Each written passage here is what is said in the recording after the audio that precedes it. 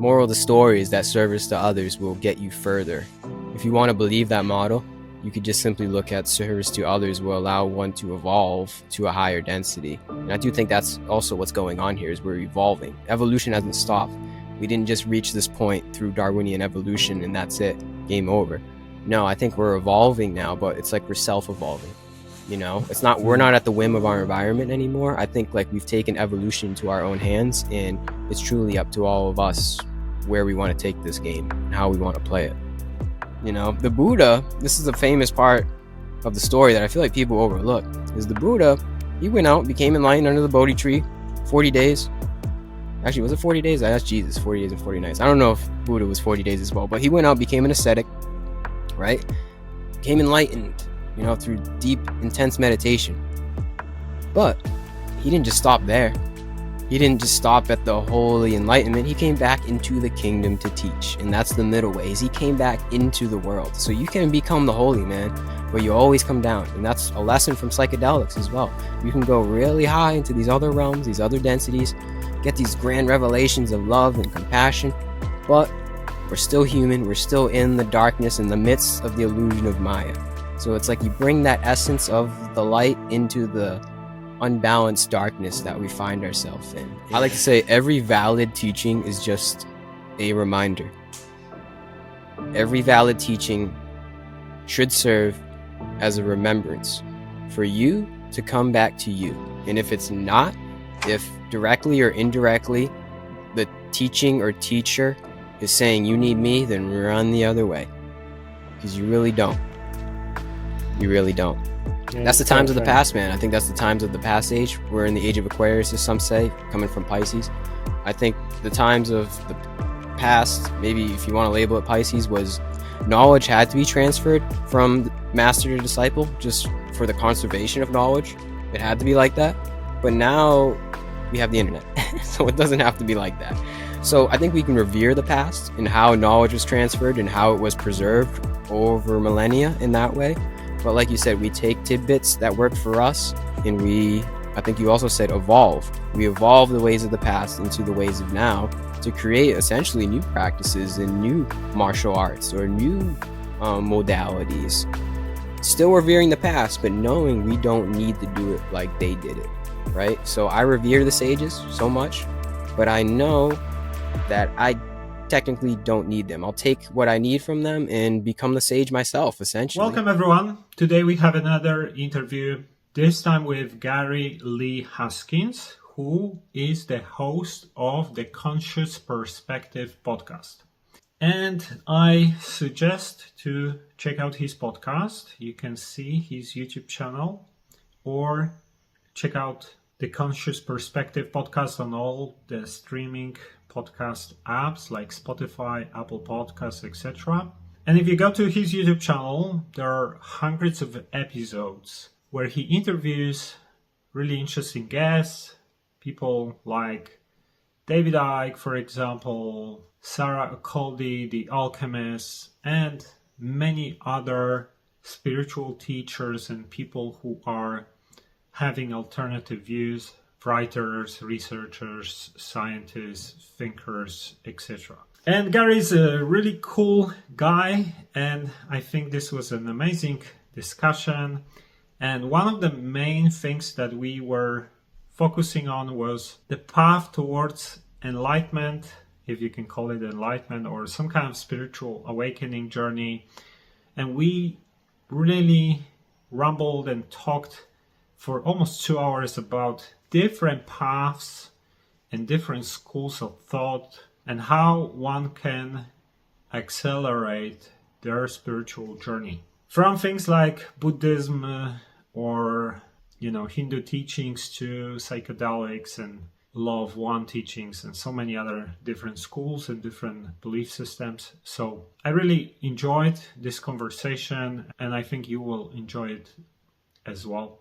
Now, before we're going to get into the interview, I just want to make a quick announcement. So still, my brand is in big trouble. This is still ongoing, unfortunately. And, if you don't know what's going on, I basically laid out how we've been targeted and censored and how it led to a situation where my brand got in a big trouble, where it's facing bankruptcy, and we are going month by month just to kind of currently pay some of the debts we have.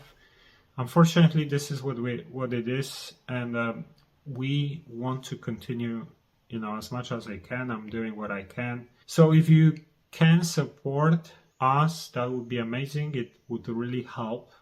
Unfortunately, most people don't care. This is how it is. I spent something like 14 years of hard work to keep trying to bring controversial information to many people, and what I got in result was just humiliation, censorship issues, and things of this nature. So it would be nice if sometimes people would show that they really care and try to do something when someone needs help. And we need help at the moment, and this is pretty serious. Even though I might be happy and positive, this is just the way how I try to keep myself. I don't allow issues or external forces to influence my well-being. Sometimes it happens, but I learned how to not allow it. So even though I might seem positive, it still doesn't mean that we are doing well. At the moment, unfortunately, we're just going month by month. So I'm generating enough to cover some minimal payments and things like that, and not even that. So I just want to say again, like, if you can help at least a little bit, if enough people would do it, we wouldn't have to worry about our future. And just to kind of let people know, like, there's something like 20,000 people saw this campaign and only like 60 people donated or something, which is, I think it tells you quite a lot. But anyway, I know many people don't care. Some of you might care. Some of you might not even be able to do it. But even if you're not able to do it, or at least anything, then you can still share the campaign on social media and just try to raise awareness, right? So check out truetheory.com/support and consider supporting this campaign. Have a look what's going on there. And thanks to everyone who is helping here. So now let's get into the interview. Ladies and gentlemen, this is Gary Lee Haskins.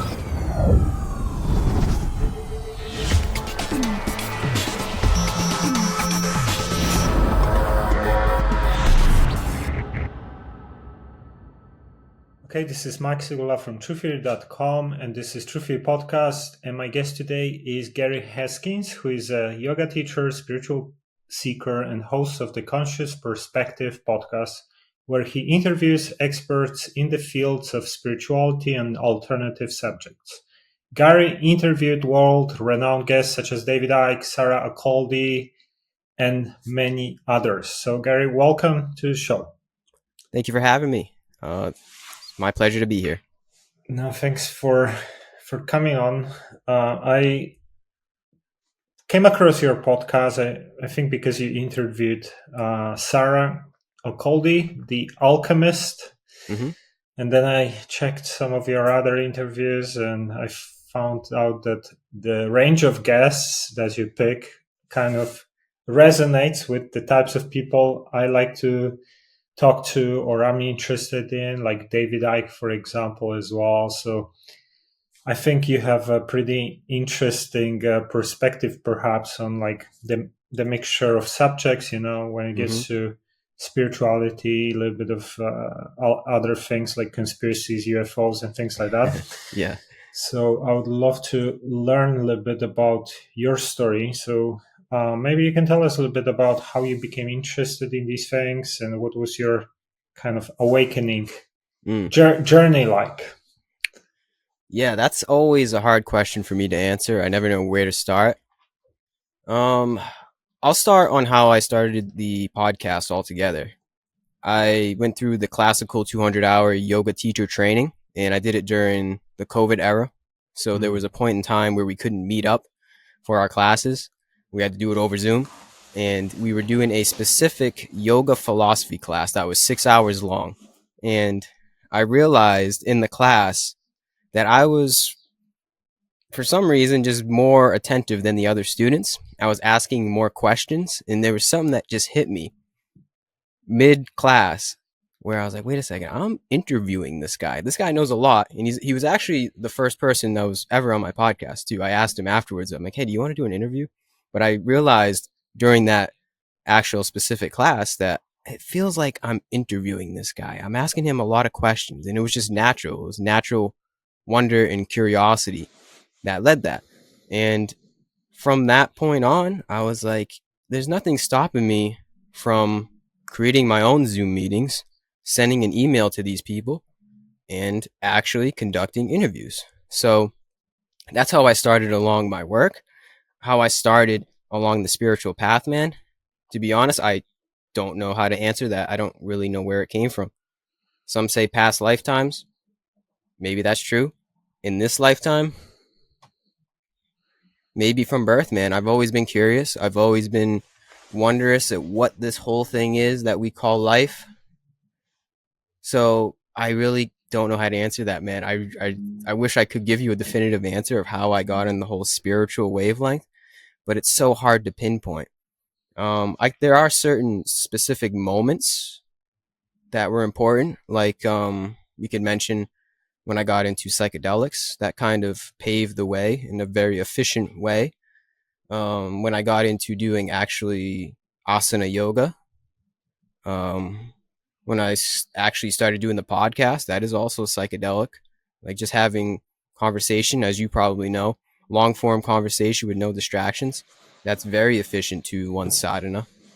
So, summing the whole answer up, it's hard to pinpoint, but there are specific moments that I feel have propelled me down the spiritual path, ultimately propelling my growth as a human being altogether. Did you ever have anything that you would call a paranormal experience, psychic phenomena, or anything like that? Prophetic dreams or some kind of things of this Yep. nature? Yeah. I've had dreams where, and I can't believe we're already getting into this right off the bat. I've had dreams where I'm abducted. Like it feels like I am transported to a different realm, as in, and there's things like working on me. It's like, and I wake up with revelations. Like I've had those dreams, and I wake up with like some sort of revelations about life. It's almost like stuff was implanted in me, and I'm just like, that's, I don't even know what to think about that. I've had dreams where things visit me in the night, and they're like figures, almost like sleep paralysis, as people would call it. Mm. And also, I would classify my high dose magic mushroom sessions as paranormal, and not paranormal in the sense like ghosts in the classical definition of paranormal, but just as in outside of the normal spectrum of experience. So I would say psychedelics have led the way into that. So yeah, all of those things have um kind of shed light upon the mystery of the universe altogether, which has shed light upon my whole spiritual path, you could say, because I'm part of that mystery. We are all part of that mystery as well. I would love to delve into the psychedelic stories because I had a lot of profound experiences with psychedelics. But what you said about these dreams that seemed like abductions, and Yeah. did you actually see the beings there? Could you Yeah. recognize them? Like what types? Well, I would say they were more like shadow beings. It was more like silhouettes, or Hmm. from what I can remember at least, it wasn't more like I couldn't see any specific features. And plus, this was years ago, so it's sort of hard to recollect. But I do remember there being like almost the cliche sitting on a table, looking up to these beings, and almost like they're working on me. And the revelation that I woke up with right when I opened my eyes, came back to consciousness, was something along the lines of, I'm going to paraphrase, but it was something along the lines of, you don't actually exist. You exist more. What your idea of how you exist is more so in other people's perception than in your own perception. And that was what was downloaded, it seems, from that dream. Hmm. I can't explain that, but that's just how it happened, man. And I hope it doesn't seem too crazy. Oh, no, nothing here seems crazy. Like, we can talk the craziest shit ever. I'm Good. still gonna be open to it. Sounds good. We're getting right we into it. we can do like a competition who had crazier experiences. Yeah, I mean, do you have anything that you would like to share No, along those I'm lines? saying because with these types of dreams, like I heard that sometimes these are real abductions, and that's how they kind of operate. That you remember it as a dream. Like for Oh, example, my cousin, um, we did a lot of work on like looking into our past lives and things like that, like remote viewing and regression and through psychedelics, tapping into past lives and things like that. So we know that we had lifetimes as grays, as reptilians, as other beings. When you are old soul, let's say, you probably go through a full spectrum. mm-hmm. And my cousin had, for example, these experiences. He can say one time when he seemed like in the dream he was abducted, and he was like on the ship on some kind of operating table or whatever, and these gray like beings, they would communicate telepathically like, don't worry, you're one of us, and then they Yeah. would do something, extract something from like his genitals or something, Wow. like did some operation, and then when he woke up he actually had a pain there, and physical pain. Mm.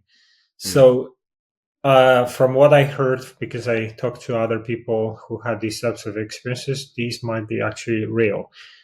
But the thing is that if you ever have these things, like no one can be just abducted without any contracts or agreements or some kind of past lives with these groups or something like that, because like there is a free will aspect to these things. So typically they're gonna work on someone who somehow agreed or got hijacked. But also what you said about these other dreams where it seemed like maybe the dream, like sleep paralysis, you had some kind of negative encounters or something.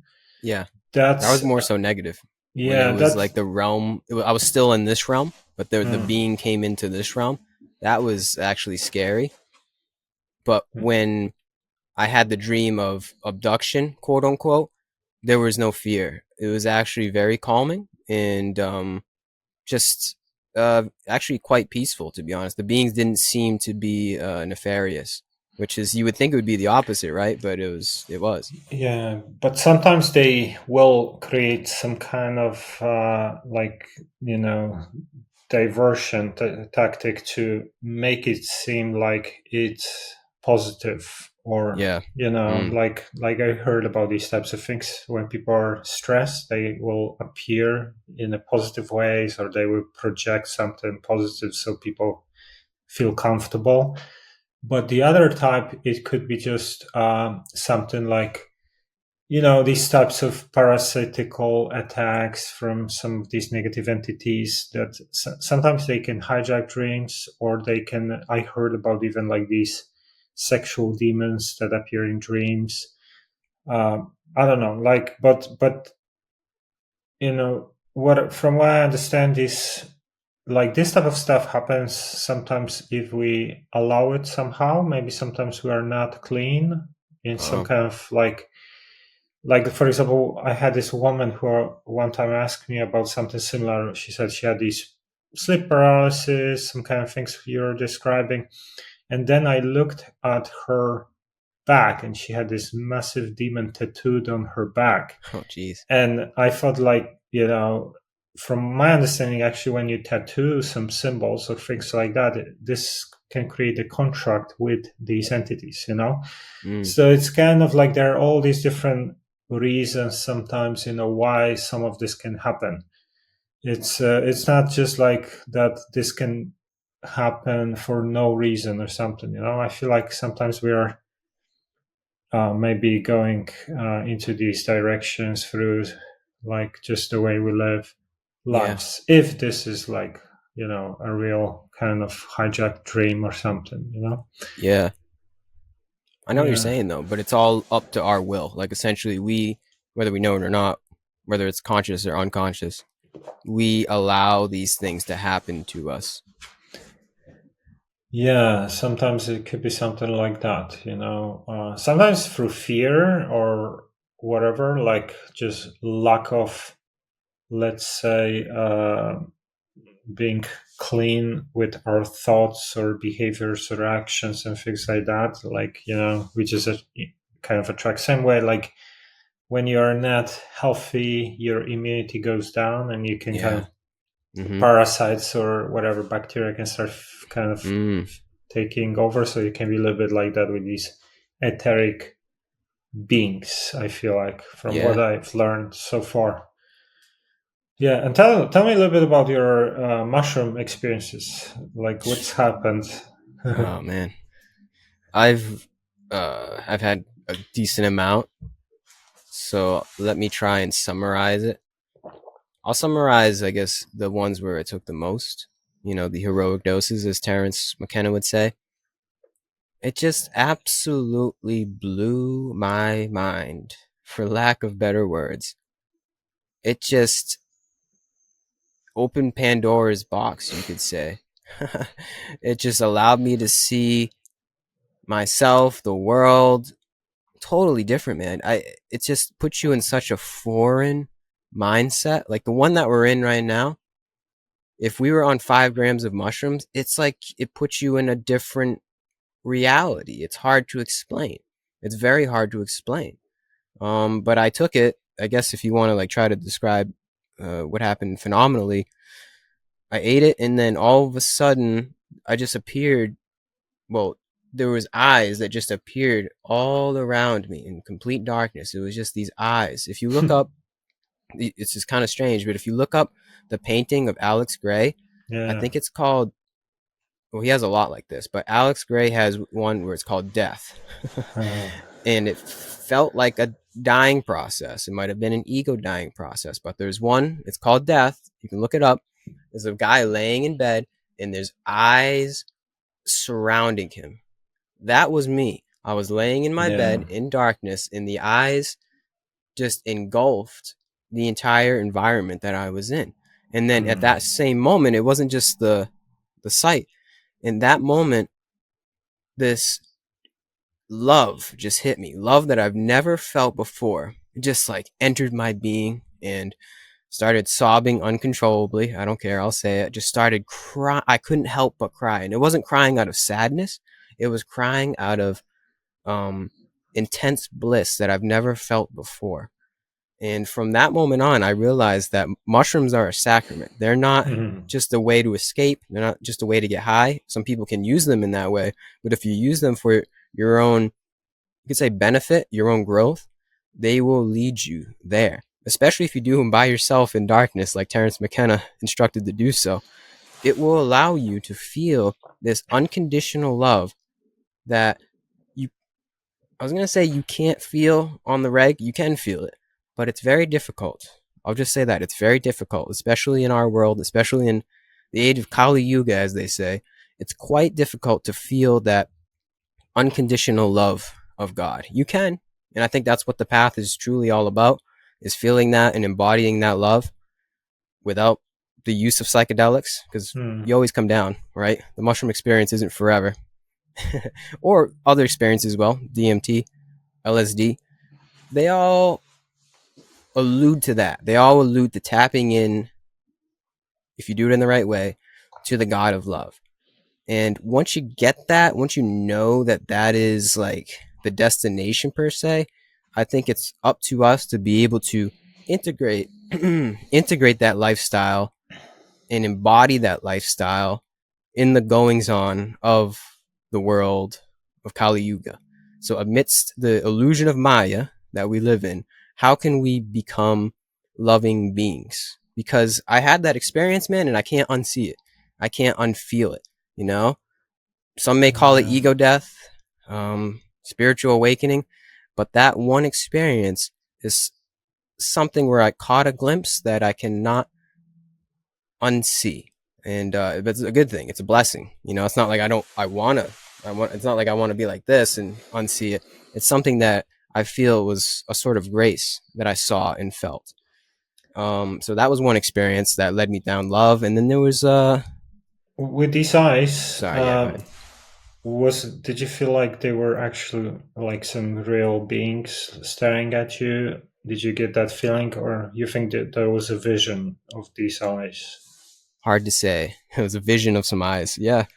I think it was more so of a vision. I don't think under psychedelics I've ever encountered any beings that I interact with. I know other people do, but there's never been a conversation with other beings. I've seen like those elves, those machine elves, again as Terence McKenna describes, Hmm.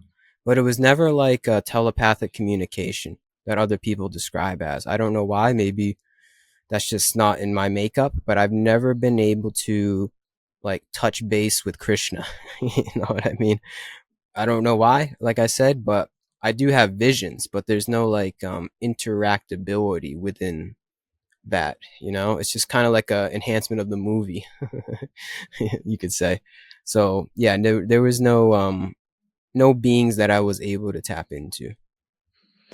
Yeah, I think like I also had some mm, in crazy experiences with psychedelics, and I feel like you said, when you get to some level and you experience that, even though it is only because of psychedelics, they kind of enhanced everything so you can reach that level for a moment or something like that. But then you come back here Hmm. and you remember how what it is like, or you can kind of try to figure out and use that to this lesson, whatever it was, because I had some, maybe not like this kind of extreme love, but I had, for example, this one experience that it just blows my mind so much always that I keep coming back to it over the years, over and over. And this was something like, I have a couple of theories what happened, but basically I noticed that it happened normally when I was on the mountain. So, Mm. like because I tried mushrooms in many different sceneries, like sometimes it would be in the forest, sometimes on the mountain, sometimes in my apartment, whatever. So when I was on the mountain, it happened definitely like two, three times. So I feel like the mountains have these kind of vortexes of energy Yeah. that can amplify the experience, Yep. and maybe that's one of the things. But what I experienced was a little bit like I either got to a level of the higher self. That's one of my theories.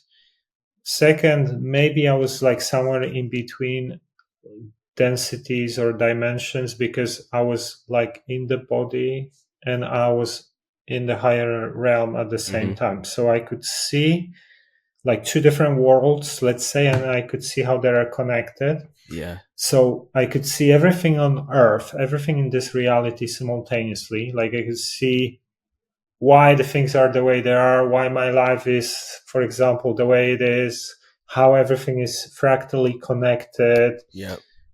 patterns, like everything here all at once, Hmm. as an expression of myself, basically, because like the reason why I'm this in this timeline was because the way I live my thing. And, because I was lost a little bit, that's why I got it shown, because it was kind of like a warning for me. That was Ah. before COVID hit, and Mm. I was being warned that something's going to happen, that the world's going to go dark and things like that. From that level, you could see all these things. But at the same time, I was in that higher realm, which seemed like it's almost like everything in this realm was happening only in my mind, and I was in that higher realm in a form where there is a bigger world, and it's just absolutely mind blowing. Like the when you are there, it's a little bit like I like to compare it to something like, let's say you're a cell in the body all your life and suddenly you became a whole body. Yeah. Or, you have a perspective of an ant and suddenly you have a perspective of a human being. So it's Yep. like a consciousness at a completely different level. And you kind of see everything. And I was just always curious, like, how does it relate what's happening here to what's happening there? And what level was it? Because it's definitely was like one of the higher densities, but very advanced for sure.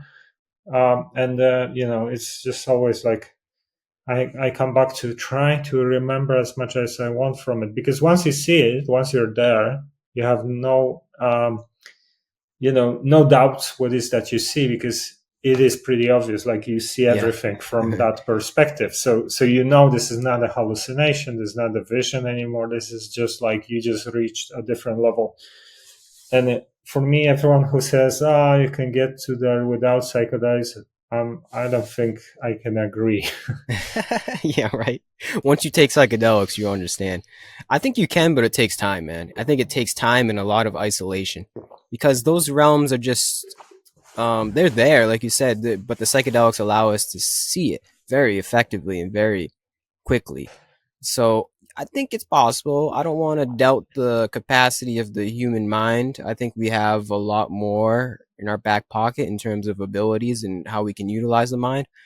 But for the layman, for regular people like us, I don't know, man. I doubt it as well. I don't think it's possible just by like meditating for 10 minutes a day or something like that. Oh, I don't know. You ever heard the story? I'm bringing up Terrence McKenna a lot. You ever heard the story? Terrence McKenna, he, Terrence McKenna tells a story about a story where there's this monk in the village and he's bragging about how he meditated his whole life, 20, 30, 40 years to finally be able to levitate across the river to get to the other ocean of existence, you could say, the other side of the river. And he comes back and, he's trying to proclaim enlightenment in that way. And then somebody just in the crowd says, "Yeah, that's cool, but the ferry is only 10 cents." So, I think you can kind of get what I'm saying is the ferry is the psychedelic. Is like, yeah, you could spend 40 years and levitate across the bridge, or you can just easily get 5 grams of mushrooms and find it out But yourself. I feel like Terence actually used to say something that psychedelics don't work on stupid people, something Yeah. like that. I don't know if you heard that.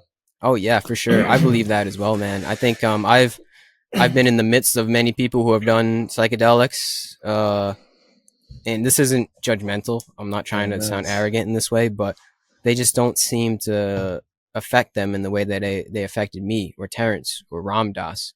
They just use it as like another escape, almost like alcohol, you know, almost like just some kind of recreational drug, which I think they can be used in that way for sure. I don't recommend it, but I think they can be used in that way.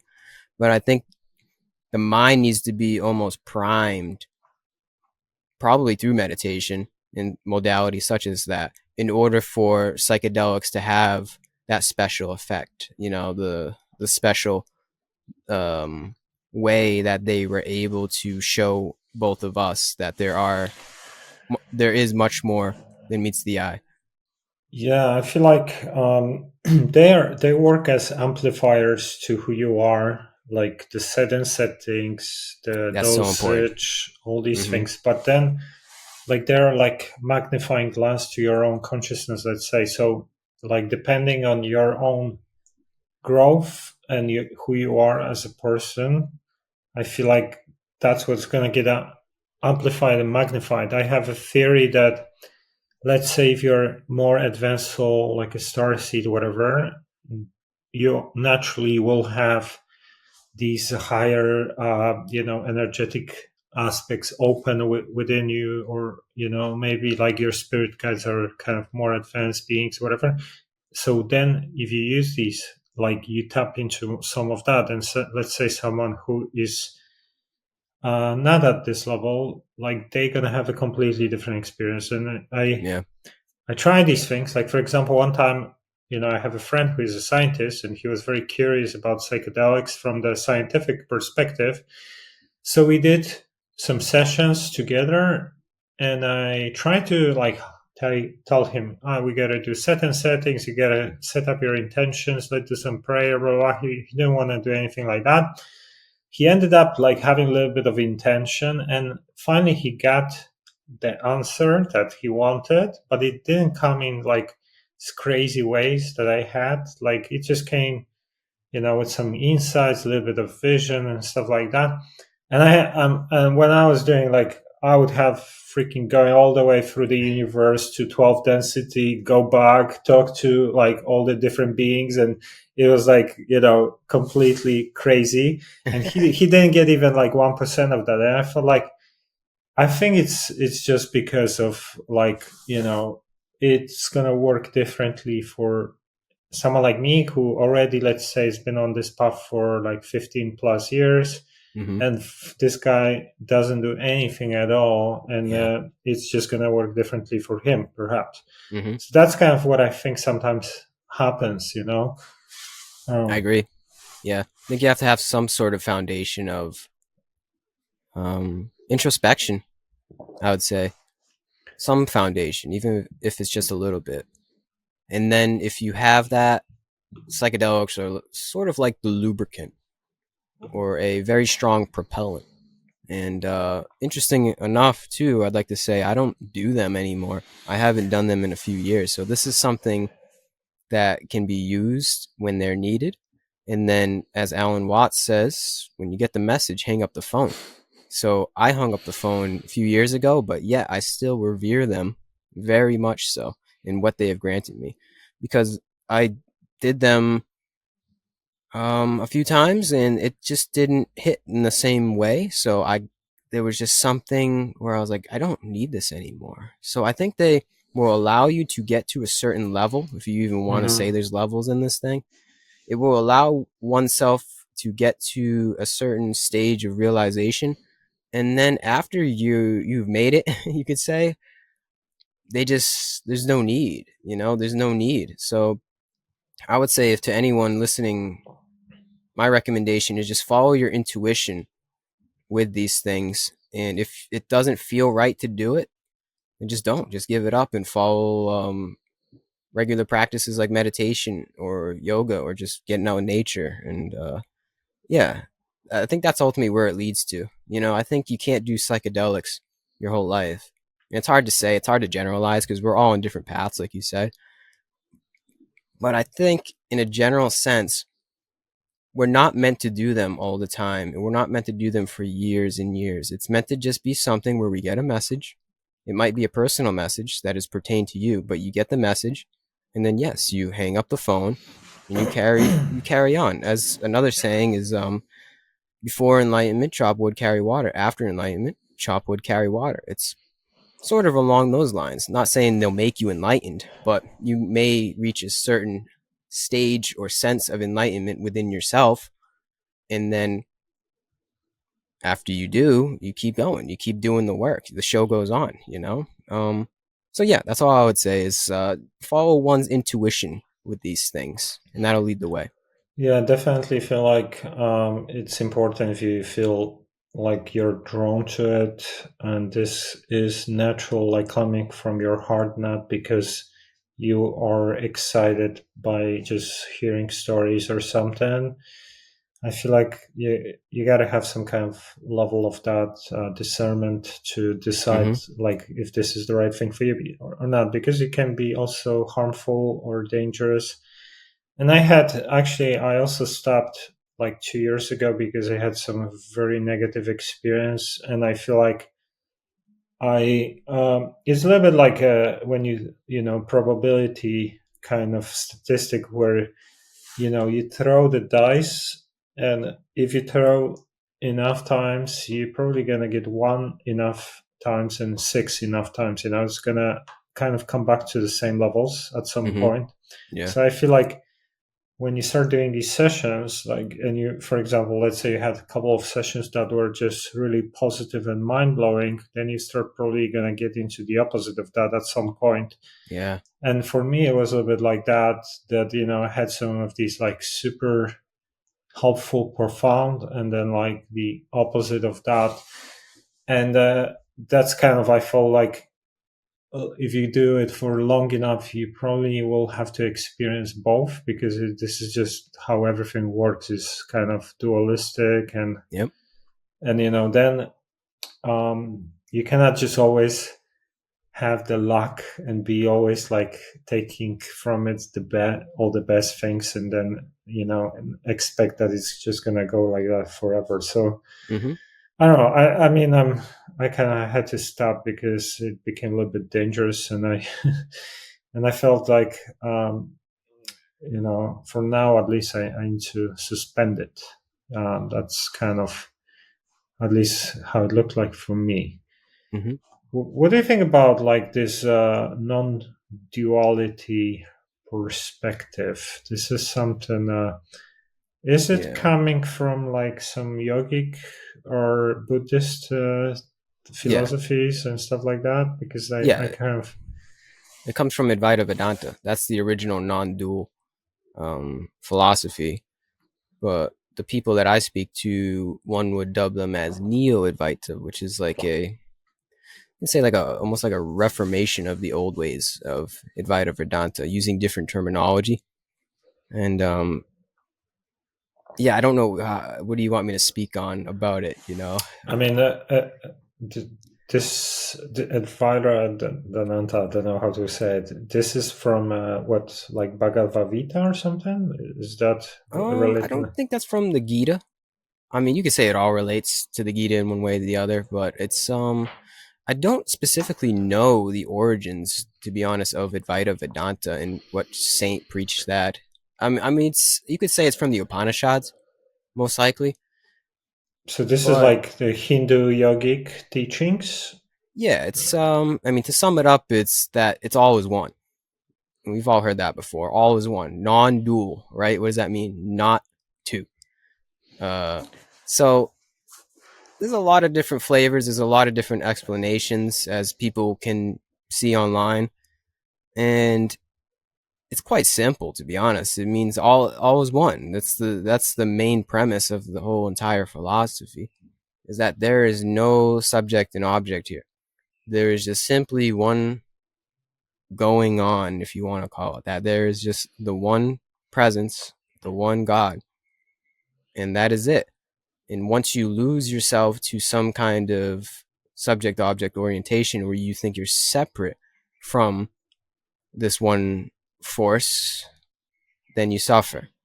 And that's kind of the Mm. idea of non-duality. I'm not 100% a non-dualist. I'm not a radical non-dualist, as they say. I like to talk to them and see what they say, but I think you have to, in order to really internalize that philosophy, it's tough to use the English language. It's tough to just get it from a YouTube video. That revelation has to come from within. It has to come from your own direct experience. One can only lead you down the path, but you have to walk the path yourself to be able to feel this. And yeah, I would recommend find a good teacher that you resonate with. Same thing, let intuition lead the way, and only let them lead you to you. If the teacher, this non-dual teacher or guide, doesn't lead you to you, if they directly or indirectly say you need me, then that's not it. That's not what it's about. You're creating a definite subject object orientation right there. So find someone you resonate with, and that only goes so far, but let them guide you. And then in that way, same thing with psychedelics. You'll find that you don't need them anymore either. You don't need the Dharma of Advaita Vedanta anymore. All of these things, like this podcast, are just fingers pointing at the moon, right? That's another saying I'm pretty sure we've all heard. All of these teachings and guidance and Sanskrit, English, Polish, whatever language that it comes about, they're all just pointers for us to come back to us. And when you mistake the finger for the moon, that's when you get caught up in duality, and then that's what the non-dualists would say, you start to get caught up into suffering. So how we get over the idea of non-duality is like we get over our suffering by being able to reside as the Godhead, the witness at all times, always. You could say enlightenment is that in some way is that we are always realizing that we are part of the one and there is no separation. I mean, I can see it.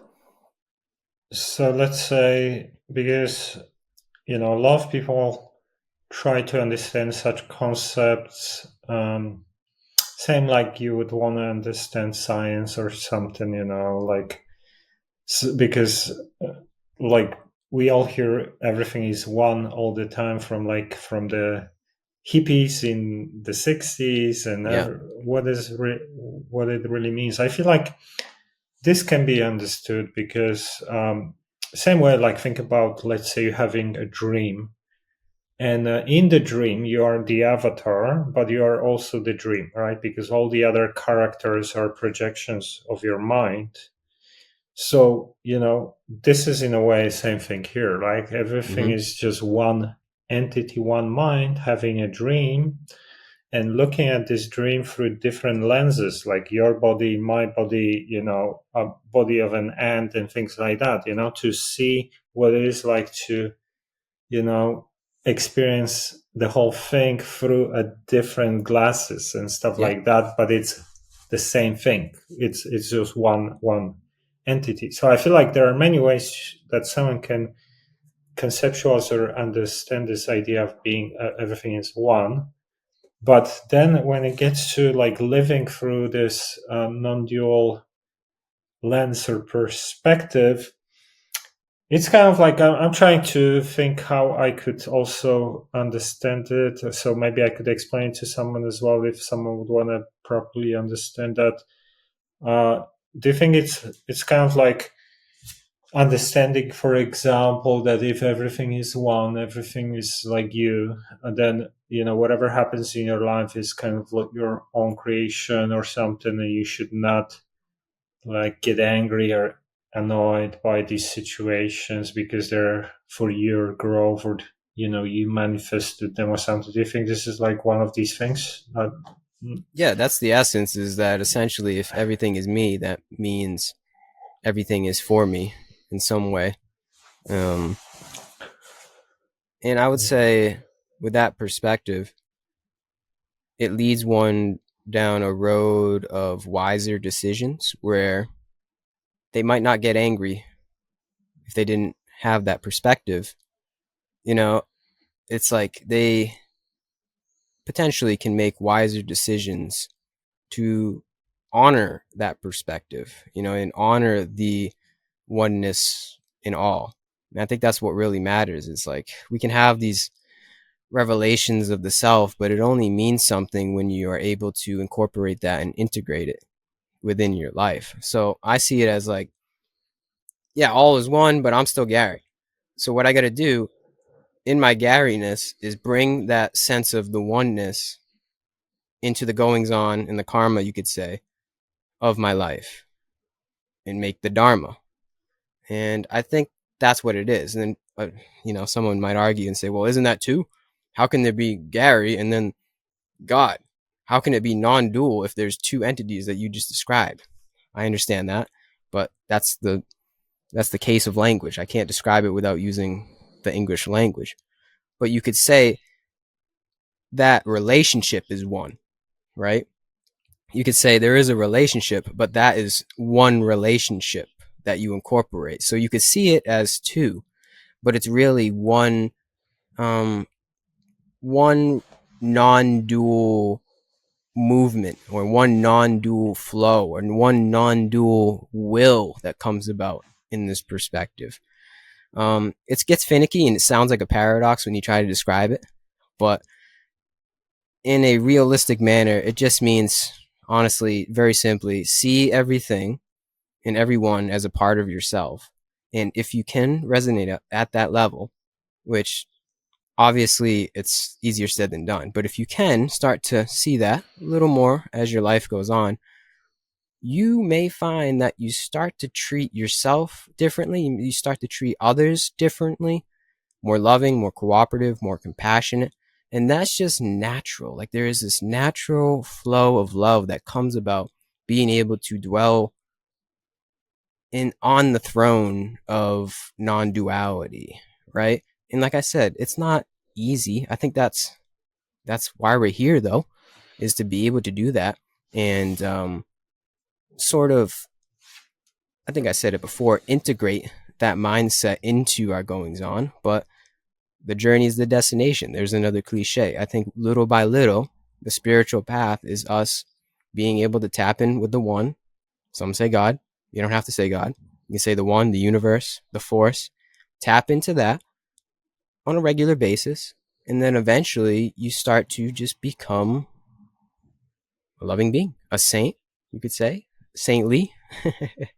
And yeah, I think that's what it's all about, man. And that's how we ultimately create a better world. If you want to talk a little more lofty or grandiose, all of us individually slowly tapping into the kingdom of heaven within, and then we create this said kingdom of heaven without. And yeah, kumbaya. I think it's the truth, though. I really do think that's kind of what the path alludes to, is becoming a little bit better human being, you know, as time goes on, a little bit more respectful and compassionate toward yourself, but also respectful and compassionate toward others around you. And we slowly live a better life.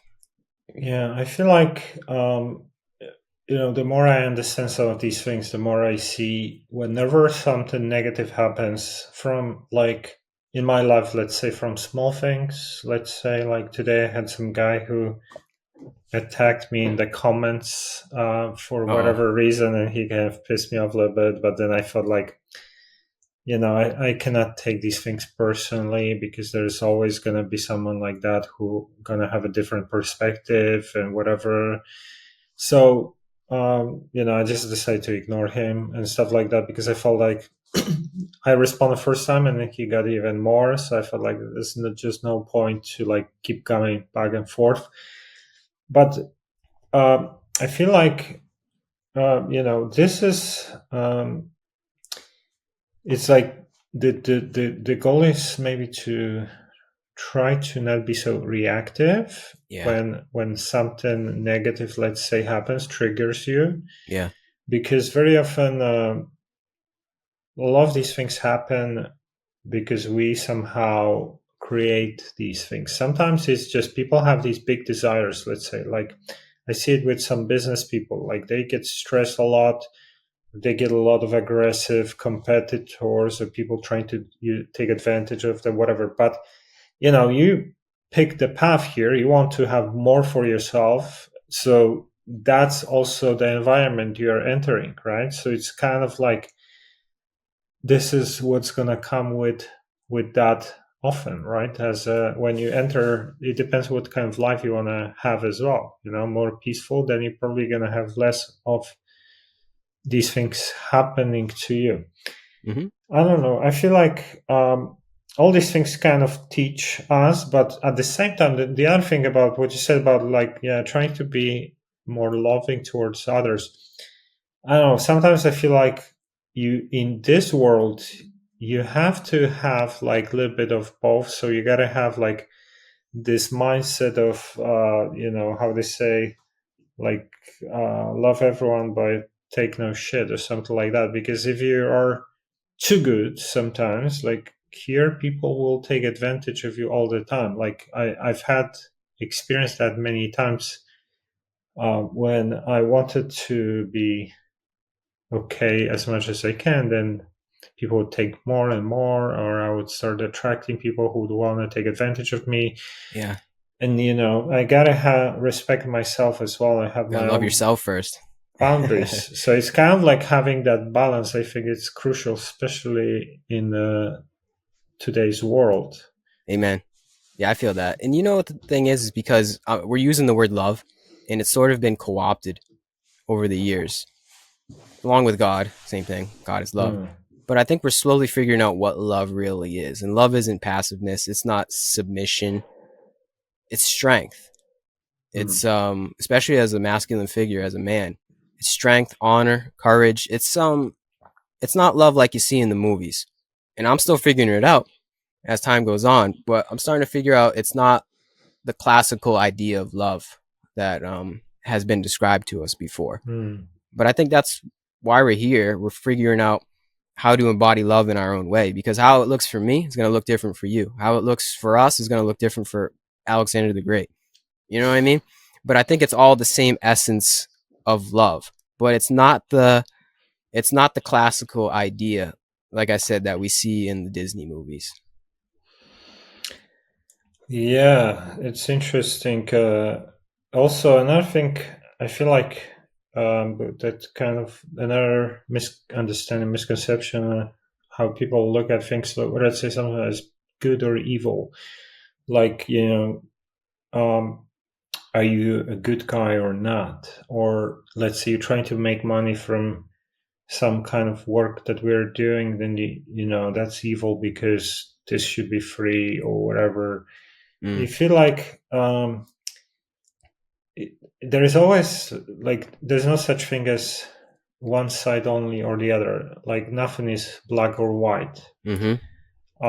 Everyone has like a little bit of both, maybe more of one or the other. But even the most cruel people, maybe they love their families, or maybe they had some kind of Yeah. ideas that they love their country or whatever.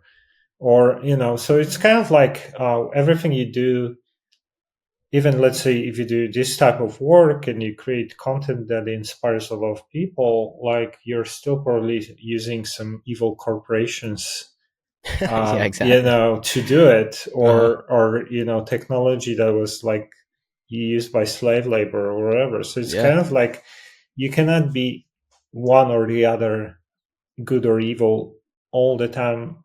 Like you're always going to have a little bit of mix. And I think the idea is about balance, right? Yeah. So you kind of want to be in balance and probably do a little bit more good than bad, but you will always have some negative impacts as well. It's kind of like it's just a path. Like a lot of it's kind of service to self or service to others is a choice. Is like they're opposite, and we would consider one is good or the other is not, but they're kind of like choices. Someone like Mike Tyson could be considered evil because, like, I don't know, he's like knocking people out, and he had like really rough life with like negative things he did. But then he is also an inspiration for many, maybe thousands or millions of teenagers who get into sport and things like that. So it's kind of like you cannot say guy is one or the other. Yeah. Yep. Oh. Only a Sith deals in absolutes, as Obi-Wan says. Only what? Huh? Only a Sith deals in absolutes, as Obi-Wan has famously said. Mm. Yeah. Very true, man. Were you quoting the law of one with the service to self or service to others? Yeah. Yeah. So interestingly enough, right, if this is all about ascending, I think they call it the polarities or the densities. Sorry, they call it ascending the densities, right? When you do service to self, you can actually evolve pretty far. I don't know. I'm not too familiar with how far you can go. Maybe it's the sixth. They Correct me if I'm say wrong. they say that service to self path can go max to 6 density Okay. according to their stuff, but they claim to be 7 densities. Yeah. And I was shown densities on psychedelics, and I was shown 12 actually. Wow. And 8 is like the end of a cycle for us, because like higher densities are like archangels and source levels. Mm-hmm. This is what I've been shown. So I don't know if they had like this type of insight, because like, but apparently you can evolve as negative, but you just keep polarizing yourself further, so you're like super clever manipulator and like Lucifer, Hmm. whatever, Yeah, exactly. like Lucifer is probably the epitome of something that. like that. um, Yeah. and it's kind of like always entropy and chaos, right? Because to gain further you have to manipulate, and there are other ones who want to take advantage, so you kind of always have disharmony in a way, Mm. Yeah. and Hmm. if you have service to others, it's the opposite further down the line, because everyone is trying to help and everyone is like trying to support, right? Exactly. Yeah. Oh. Moral of the story is that service to others will get you further. If you want to believe that model, you could just simply look at service to others will allow one to evolve to a higher density. And I do think that's also what's going on here is we're evolving. Evolution hasn't stopped. We didn't just reach this point through Darwinian evolution and that's it, game over. No, I think we're evolving now, but it's like we're self-evolving. It's not we're Hmm. not at the whim of our environment anymore. I think like we've taken evolution to our own hands and it's truly up to all of us where we want to take this game and how we want to play it. Yeah. Are you interested in the love one, I kind haven't read it of? in a long time, but there was probably maybe a year or two ago where I was getting into it. But I'm not gonna say I'm a scholar in that matter.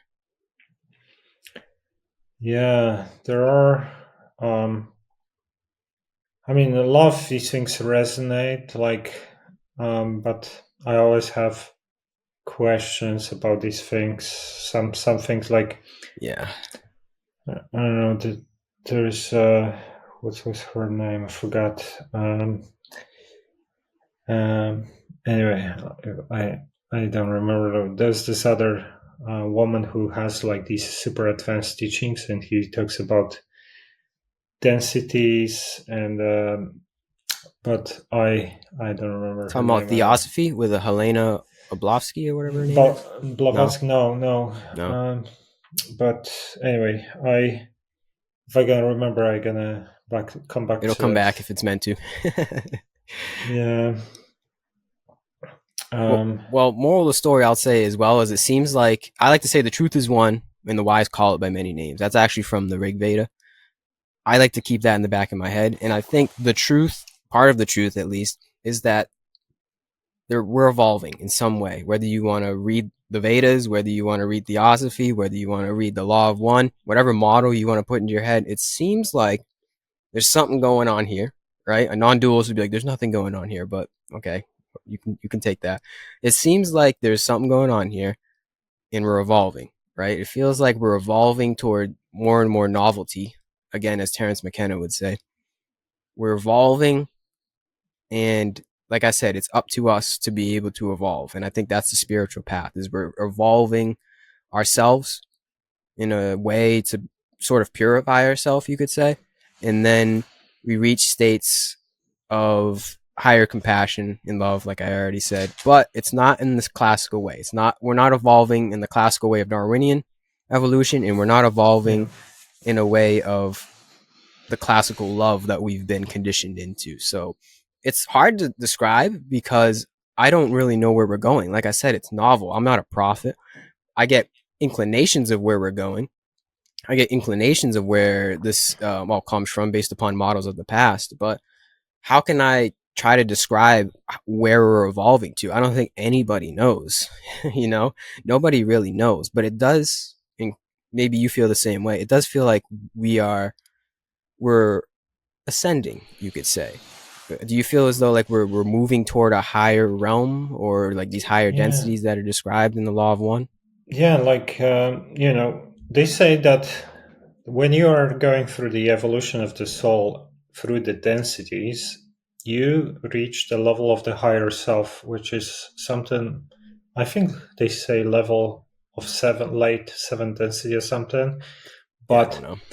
basically, the higher self is like the most advanced version of yourself when you are reaching the peak of that evolution, and then you apparently become balanced between love and wisdom, right? So Yeah. if you if you have service to others through like polarizing yourself and gaining wisdom through experience and things like that, you become like ultimately loving, ultimately wise, and Mm-hmm. then you reach the complexity, the highest complexity as as a evolution. Then you become the spirit guide to your previous incarnations. So it's like the higher self is Oh wow. also helping now his previous kind of lifetimes. Yeah.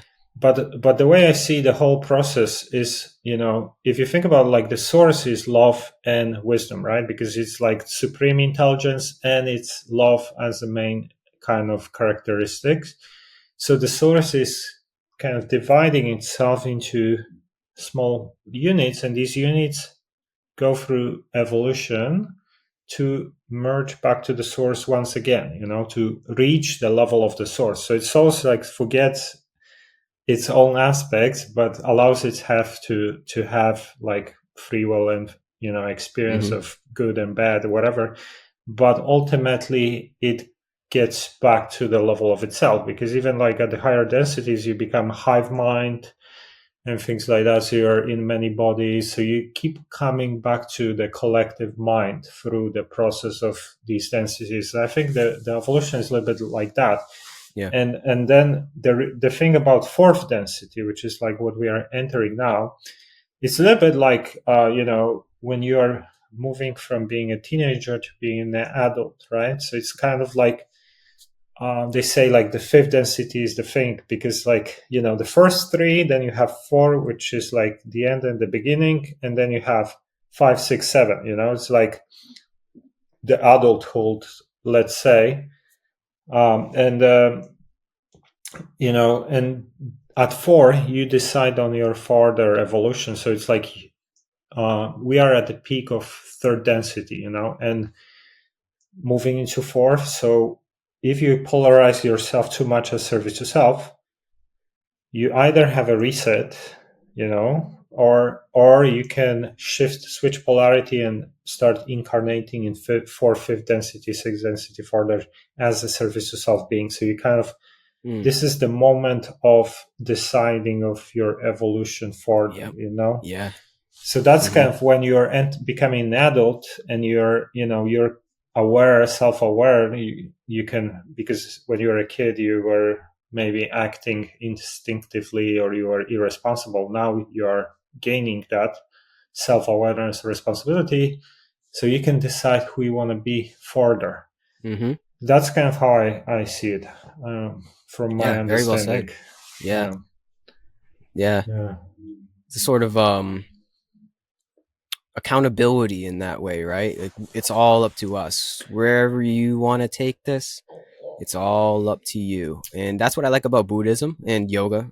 Really, all of the Eastern philosophies, they say that just in a different way. They don't exactly describe it in densities or saying that we're in a simulation or whatever. They just use different terminology, but it sows the seeds of self accountability.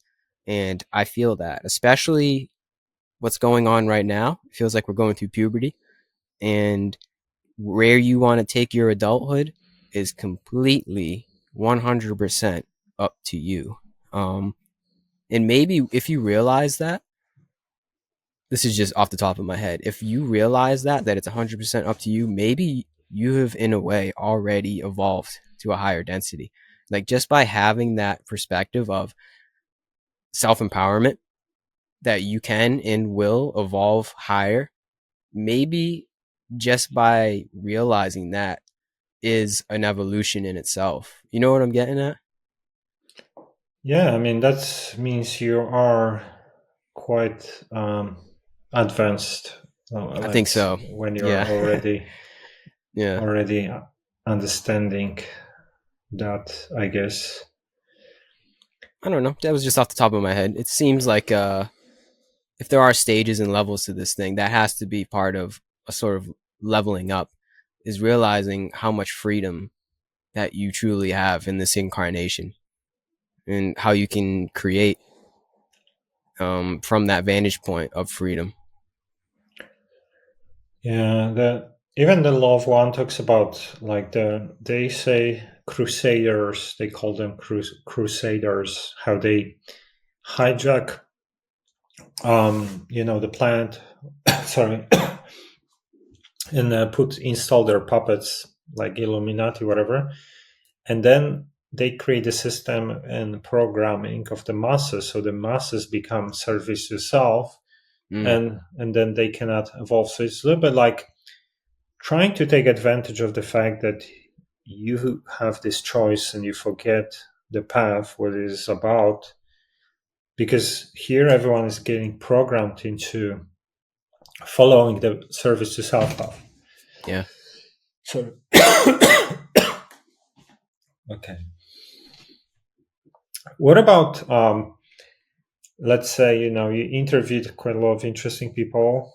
What would you say are some of the more interesting things you learned from these people? Maybe like one Hmm. particular episode or guest or anything? It's a good question. It's hard to say again because I've talked to so many people and I'm still in the midst of doing the interviews. As in, like, I'm still scheduling them, I'm still doing them regularly, so it's hard to reflect. So let me try to summarize. Hmm. Overall, what I would have to say is just the power of conversation. It's hard to take tidbits from each conversation because I'm going to be honest with you, I don't really remember them. I do Mm. them sort of in a flow state and I upload it, and that's it. I don't really remember what happens. There's definitely been revelations in the moment, but I don't remember them, man. It's hard to say. But I will say what I've gotten from the whole project is the power of conversation, long form conversation with another human being. It's a powerful modality to evolve, especially having enough humility um to admit to yourself that you don't know everything. So I would recommend everybody to try it at least and say, let me find somebody that maybe knows a little bit more than you in whatever subject it is, and say, let me see what I can genuinely take from this person in conversation. Let me see if I can learn something from their perspective.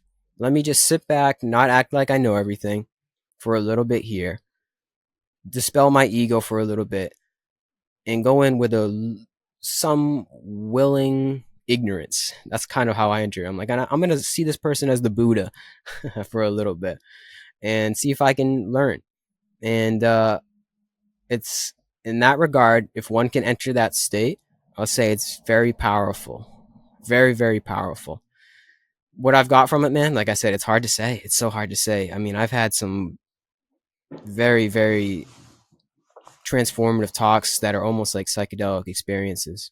So it's, I don't know, man. This is like, it's hard to say, and I wish I could give you a better answer. I really wish I could. I would just say the power of conversation is it's quite apparent when you do it. I mean, Socrates was doing this thousands of years ago without microphones, without cameras. He was doing this face to face, called the dialogues. He knew the power of conversation. And it's funny, his ultimate uh, revelation, or his number one line, right, is to know thyself. But you could come to the conclusion that you'll truly never know thyself. Like, I know from doing this whole thing, you think that I know so much more from over 200 podcasts. I know so much less. That's what I've come to conclude. I know nothing. I know nothing, man. Um, so, but I think that's good. I think there's actually freedom in that, in admitting that one knows nothing. And it's funny too, because I can admit that I know nothing, yet I still do podcasts. I still yearn for wisdom. So yeah, summing the whole thing up, man, I know nothing. I know absolutely nothing, but that doesn't Yeah. mean I give up the journey to knowing thyself. There's a weird irony and paradox in there, right? Do you You feel the know, same? I I feel like because I started becoming interested in these topics around 2002, so now it's going to be like 22 years, Wow. and basically, like I became obsessed with it maybe 15 years ago. From that moment, it's been full time, Mm-hmm. more or less. So there's been a lot of kind of investigating from experiences to going to different schools and groups and reading and learning from different people. And you know what? When I started, like 2020, when I had like some big psychedelic experiences, I just felt like I opened completely new realm of knowledge, and everything before that is nothing comparing to this. Uh-huh. So I felt like, I felt I'm getting somewhere with like 15 years of doing hardcore research and practice. And then I got to a point where I felt like, wow, I just discovered a whole different universe where, so many things I want to learn from here. So it's like sometimes you think like you know something, and then you can learn like that you actually know nothing. That's it. There Truly, is man. there is so much more. There's always more. There's always more to learn. And we can admit that we know nothing. Yet it doesn't stop the flow of wanting to learn. I don't know why. It's kind of a joke, right? It's kind of like, is someone playing a joke on me? But I just resonate with wanting to learn more. And I think that's the attraction in it, is knowing that there'll always be something to learn. I could wake up every day and have a new frontier of learning. And it'll never come to an end where I'm like, yep, I got it all figured out. And there's beauty in that. The cliche is the journey is the destination. So I think that is kind of the truth. And I would say to anyone listening, it doesn't have to be like podcasts or even anything about self realization. You could probably find your craft, whether it's like painting, making music, driving race cars, cooking. Find whatever that knack is, that is your dharma, and go with that. And you'll probably find the same resonance that we find in doing this stuff online, that it's endless. Endless knowledge can come from one's craft. And the journey truly is the destination. It's a cliche, definite, repeatable cliche, but it's true. It's true, Yeah. man. You know, like two really important things here that come to my mind. Like one thing is that we are all different, so we are all kind of unique, and we will like something that might be exciting for one person might be boring and silly for the other. Yep. So you gotta kind of find out what is that thing that makes you tick, and then try to uh, maybe turn it into some kind of career if possible, or sustain it so you know Ideally. you enjoy it and things like that. um what else I want to say? I forgot about this thing. But another thing, like you said journey is the kind of destination, right? This is Yep. like what I heard from a lot of people. Like often someone wants to get somewhere because they like the results. Let's say, see someone who wants to get into acting because they want to be as famous or whatever, get all the Mm-hmm. benefits you get from being an actor. But to get there, like in an extremely competitive field, like you're probably gonna go through a lot of sacrifice, like crazy, Yeah. crazy for a Mm-hmm. decade or more.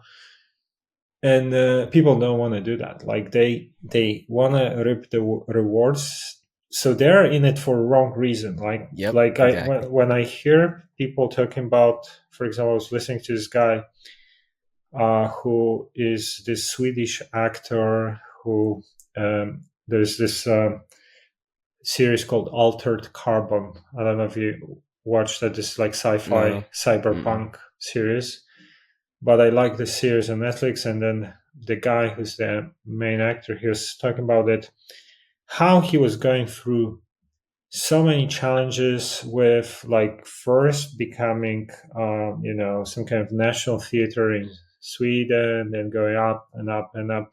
And he would like say he would get so stressed that he would throw up out, before his appearances. And it was always like challenging for a very long time. But he was just obsessed with the craft, like sometimes like spending 10 hours a day on practicing for 3 weeks to for something simple, whatever. So, it's just a little bit like that, to get to that very high level. And if Hmm. you're not like passionate and could do it, even if no one pays you, whatever, like you're just not gonna get to the high level if you don't Yeah, have that. I Like I agree. can see it just with what I've been doing, because I was always passionate about doing this type of work, but I had a lot of obstacles, from even the fact that I had to learn a second language to the fact that I'm very Yeah. dyslexic. So I had problems with even talking publicly. And, already like public trying, practicing public speaking like 10 years ago, things like that. And I feel like I'll never be able to do it. I Hmm. was watching other people who it'll come easy for them. And for me, it was always a problem, always an issue. And I felt like I'm just not made for it. I just like always, I thought about it like that for a long time. But it was kind of like a dream, So I was just like, keep trying, keep trying, keep trying. And one day, like, turn out that, it's actually, starting to get there. And it's not like you're already at the level. So Yep. it's kind of And here we are. like that a little bit. Hmm. Yeah, uh, exactly, man. That's actually the one of the main lessons in the Bhagavad Gita is to do your work, but not for the fruits of your labor. You go through it, but you don't do it for anything. The things may still come, the fruits may still come and go, but if you do it for the fruits, you're going to end up suffering and end up disappointed because they come and go. That's why. So if you just get lost in your work, whatever it is, like we said, if you just get lost in that and you do it for the passion of that, then that's kind of an essence of freedom, um, an essence of liberation in your own creativity in that way. Do it without any care for how it ends up. Just do it because it's art, man. Just a simple art of living. And that's why I do it. At least I'm only speaking from my own personal experience. I can only be a testament for me. I do all of this because I truly love to come on here with people like you and have these kind of conversations. And I figure if I'm getting something from it, I might as well put them online and maybe somebody will get something from it. But if they don't, whatever, I already had the conversation. I already did it. I might as well try though. And I don't care if somebody talks shit about it. And I don't really care if somebody loves it either. That's the beauty, is like finding a sort of neutrality between the two poles of how the fruits could be, the fruits of our labor. If they come, they come. If they don't, they don't. But still doing the work is what's important.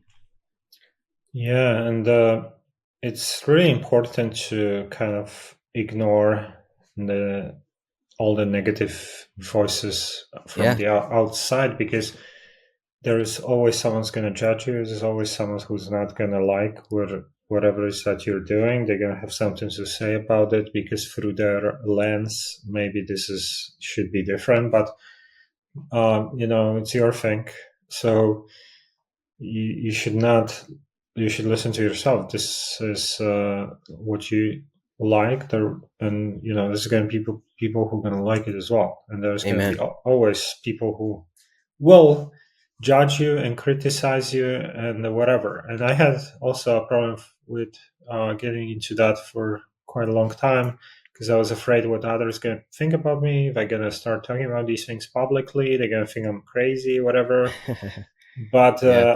I decided, like, what's the point to trying to fit into like there's this quote: "It is no measure of health to be well adjusted to a profoundly sick society," by Jiddu Krishnamurti. Yep. I really like this quote, because, Yeah. like, why do you want to adapt and fit into a sick society where everything is upside down? Like, you should actually be doing complete opposite. Mm-hmm. And Exactly, man. so Yeah. that's kind of also, I think it's also an important thing for a lot of people to think about.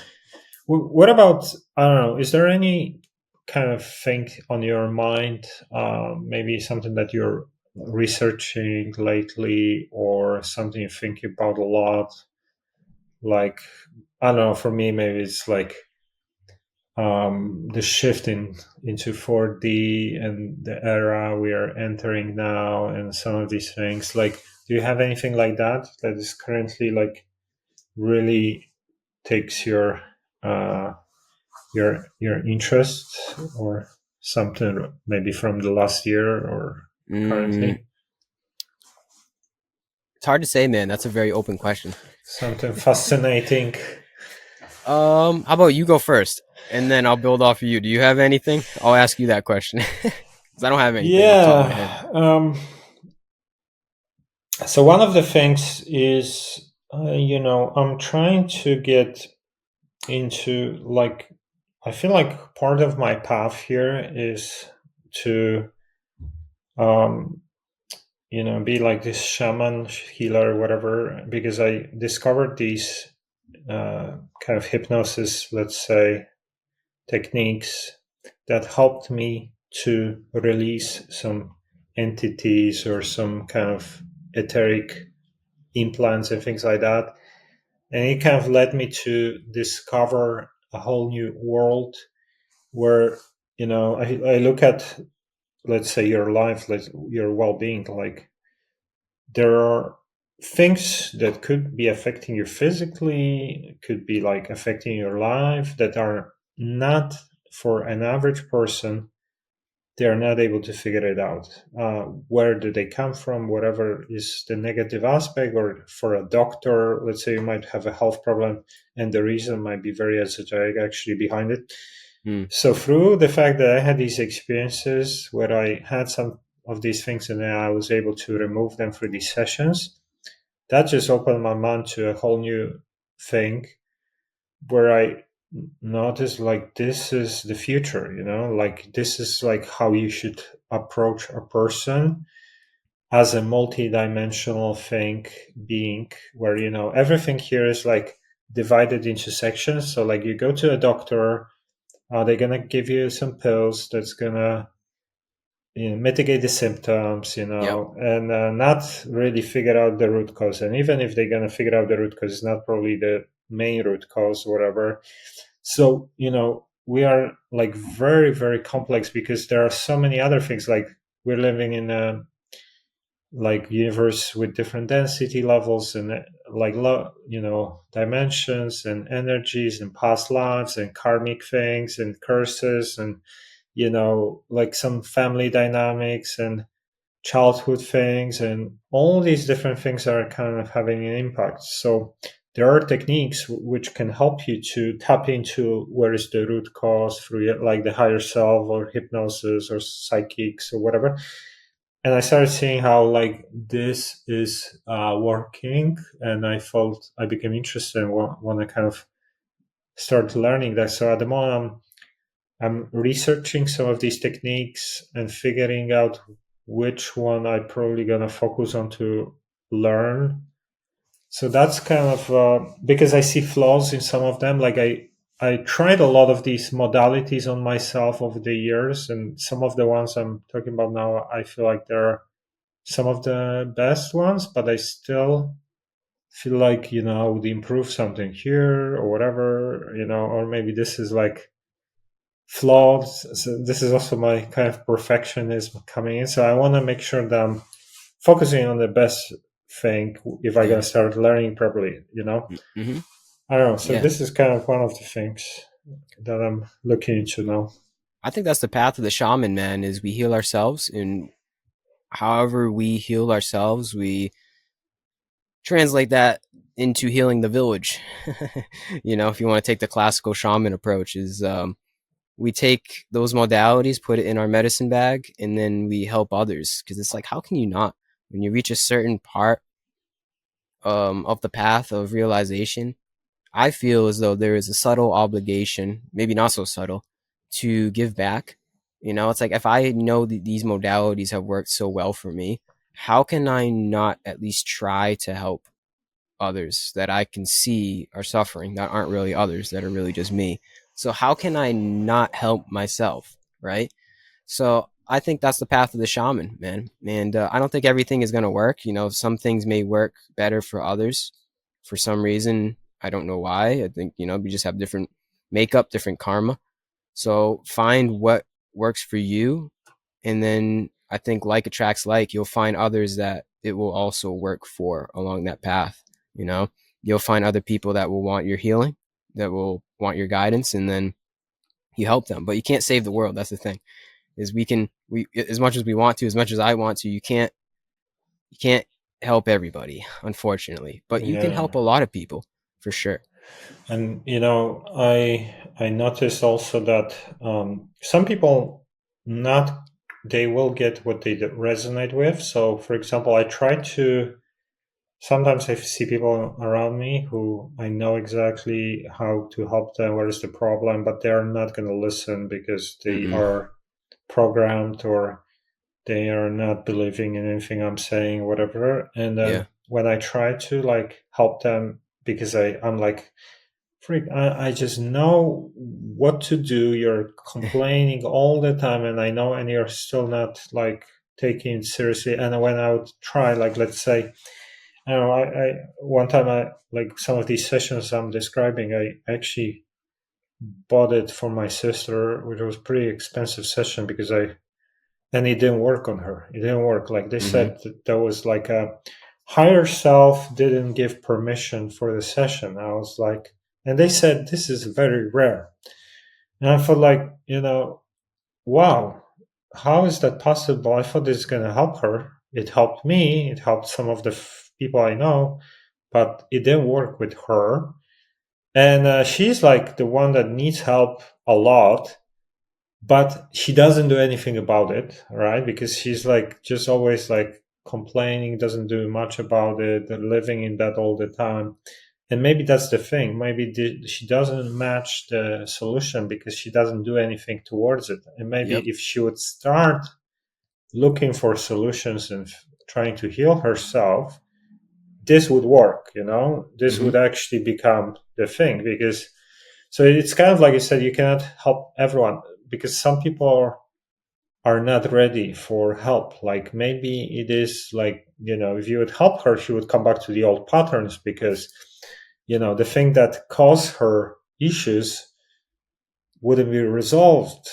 She first needs to understand where is the root thing and try to get to that, and then maybe the solution arrives. Mm-hmm. I started seeing these patterns because sometimes I wanted to help so many people, but it Yeah. wouldn't work. They wouldn't get it. Like they wouldn't listen to me or whatever. Yep. And it's like they're maybe not ready for the solution to come.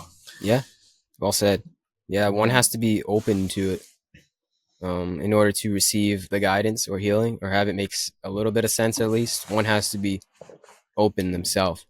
It all comes back into that idea we talked about of self-empowerment and accountability in yourself. Like this whole path, it's all about you. It's all about you, man. So you can't have anybody do it for you. That's the that's the malady of classical religion, right? Christianity. We all want Yeah. Jesus to save us, right? But it doesn't work like that. It's not that easy. But for good measure, I think that's actually the good news is that we all do it ourselves.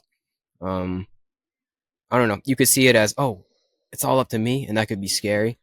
Or you could see it as, yeah, it's up to me. Here we go. It's all perspective on how you feel, and yeah, it's hard to generalize, but I think that um, that idea of guidance and healing is ultimately just up to one's openness to healing. You have to be very open to it. And how do you get to that openness? That's hard to say.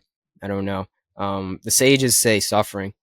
They say suffering brings us to God. It's kind of like your sister. I mean, I don't want to speak for her, but she'll eventually get the message. She'll suffer enough. She'll get the message down the line. It might be too late, but I think eventually she'll get the message. And then when she does, she'll come to you and say, "Hey, Mike, what about that stuff you tried to recommend a few years ago?" I don't know.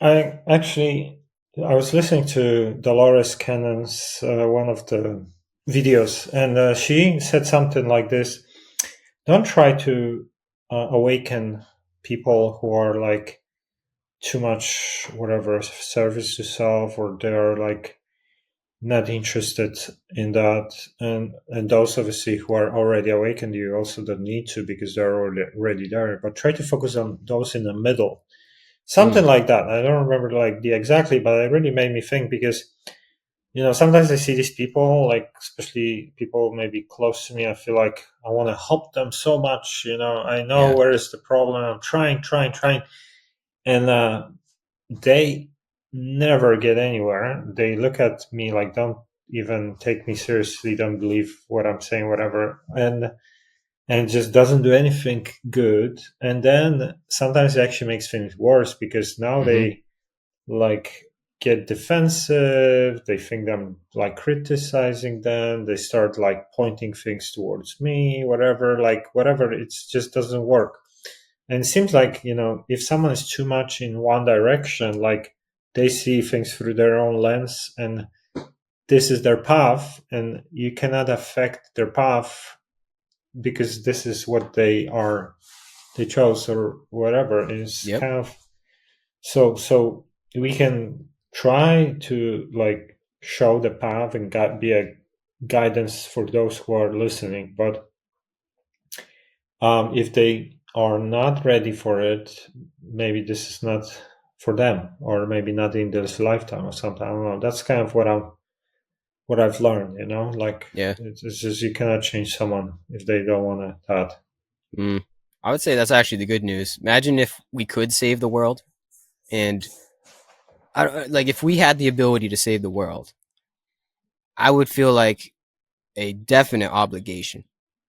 Like if I can save everyone, I'm like I would be like, okay, well, I got to do what I got to do. But there's a sort of like weight lifted off of my shoulders, knowing that it's not all up to me.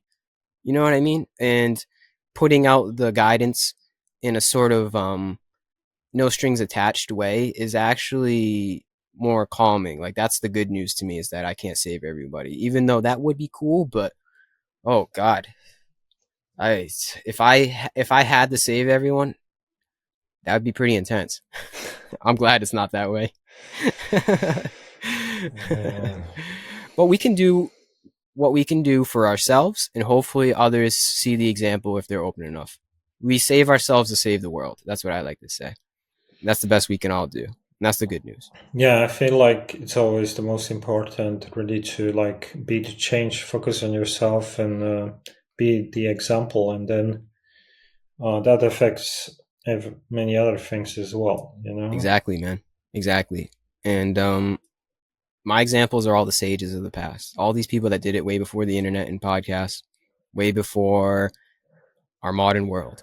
All the sages, all the swamis, the monks, if their name ends in Ananda, those are the people that made it. And I see them as the example. If they can do it in the midst of poverty, if they can do it in the midst of just definite darkness, definite confusion, in the midst of just in the midst of Maya, as we are, if they can do it, so can we.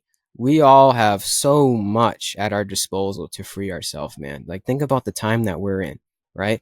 We have example upon example, testament upon testament for all of us to awaken. But getting back to it, it's all up to us to be able to utilize this technology and the examples of the past to free ourselves. But the times we're in now, I like to say, if we lived previous lifetimes, which I do believe, this is the lifetime. This is it. There's no other lifetime like this one in the human experience, at least from our knowledge. Can you try to describe a time like this in 2024 where we have this technology, where we're able to have a conversation where you're in Poland, right? You said you're in Poland, Hmm. right? And I'm in Boston, and we're talking like we're in the same room, talking about these kind of concepts and referencing the stuff we're referencing. It's mind blowing when you simply think about it. And then we have other people in the future that are going to tune in, and maybe they'll get something from it. Like,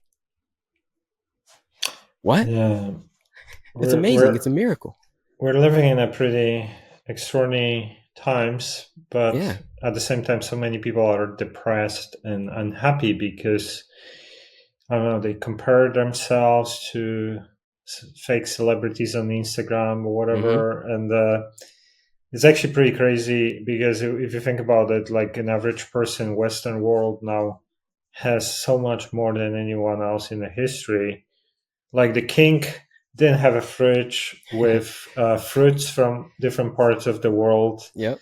200 years ago, something, and the depression levels are skyrocketing in these places. Mm-hmm. And it's kind of really mind blowing. Like people just Yeah. get used to everything, and they don't Sorry about that. appreciate. Someone was walking by my window. I don't know Uh, if you heard that. You can edit that out. uh, Yeah, man. yeah, I think that's just the times that we're in the ever increasing intensity of the polarity. The guy again. The ever increasing intensity of the polarities, you know?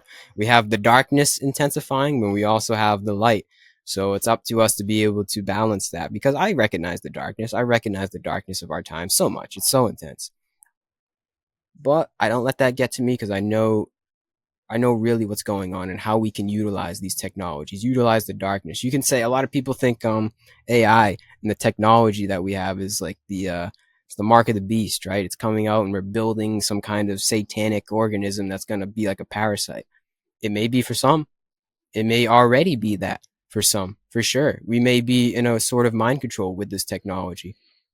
Or you can use this technology for your growth. And we thankfully have enough freedom to use it for our own benefit, for our freedom, to be able to see the examples of the past, read the Gita, read the Upanishads, read the Law of One, read the Bible, whatever it is. We have all of this at our disposal. You can watch the cat videos.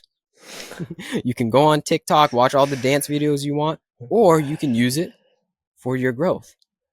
Getting back to it again, accountability. It's all up to us, and we have the freedom to be able, at this point in time at least, we have the freedom to be able to utilize this in how we want to utilize it. And hopefully that continues. yeah. This is. I think again, this always comes back to balance. Yep. Just trying to like live in balance, in harmony. I feel like one part of the experience here on Earth in this period in time in the human body is to kind of like have a little bit of that experience. Let's say I want to, I don't know, try a pizza once in a while, even though it's not very good for me. But Mm. still, once in a while, why not? Or go to a cinema, even though maybe the movie is made by whatever Hollywood Illuminati guys, but still Yeah. might be fun to watch. Like have a little bit of experience here Yeah. and enjoy a little bit of everything, but at the same time have balance and boundaries. Like don't allow these forces to take me over, and so they Exactly. take advantage of me. But Yeah.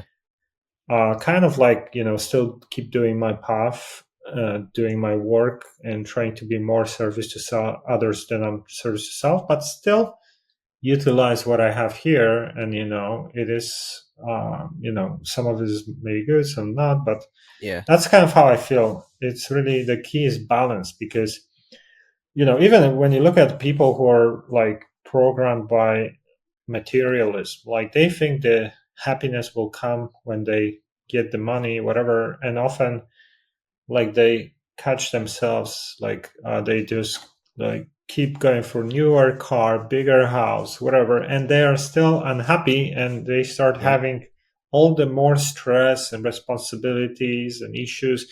So it's kind of like they just realize that this is not a path. Like maybe the path is the balance, like having Yeah. more time for your family, and maybe like having a little bit of time for like the hobby or your own health, well-being, Mm-hmm. and not maybe having the best car on these types of things. Having like a little bit of balance of everything, Yeah. in Both. a way. Yeah. I think you raise a good point. It's we're human, so we do have a part of darkness, a part of us that is darkness, and we have a part of us that is light. We're somewhere between animal and angel, as Dennis McKenna actually said to me, and I feel that. I feel like we're supposed to embrace both. There's something about if you ignore the darkness within you, I think that causes suffering, right? But don't Hmm. embrace it too much. I feel the popular paradigm is that we are a little bit too in the darkness, too in the service to self, right? Way off kilter, way off balance. So we need like an intensity of light to bring about balance, right? But you can also embrace the light too much and become the fake holy man. Nobody likes that, Think of right? that. Yeah. Like, So you have to be realistic. You have to be realistic, and that is in balance. That's the middle way, as the Buddha said. You know, the Buddha, this is a famous part of the story that I feel like people overlook, is the Buddha, he went out, became enlightened under the Bodhi tree, 40 days. Actually, was it 40 days? That's Jesus, 40 days and 40 nights. I don't know if Buddha was 40 days as well, but he went out, became an ascetic, right? Became enlightened, you know, through deep, intense meditation.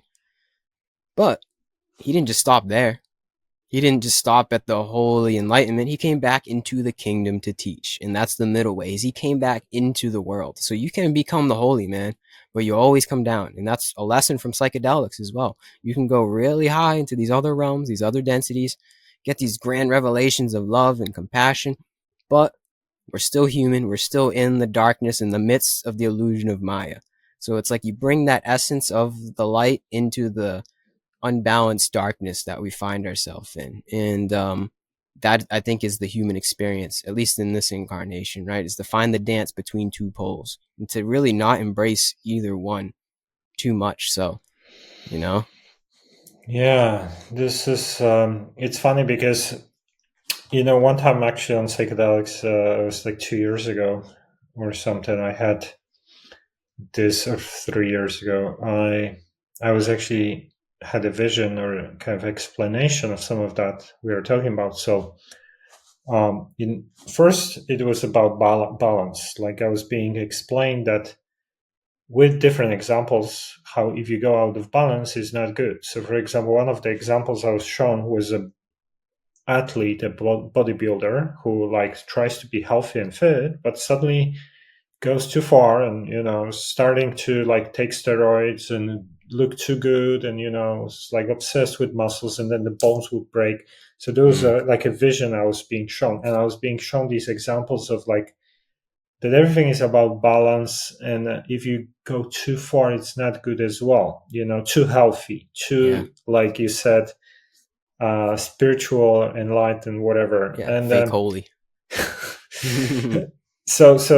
and then another example that I was shown in that session, it was about that I need to be an example, like, because like and in that actually session I was shown an example of Ralph Smart, this guy Ralph Smart, A little bit. Yep. the Infinite Waters, the black guy Mm-hmm. who has a YouTube channel. So I would be showing him as an example and explain how he's like, even though he can talk sometimes about dark subjects, he's gonna have this loving kind of attitude where he's like, Yeah. peace, infinite waters, deep dive, dive deep once again, and I'm Mm-hmm. sending you love and blah blah. And people are drawn to that energy.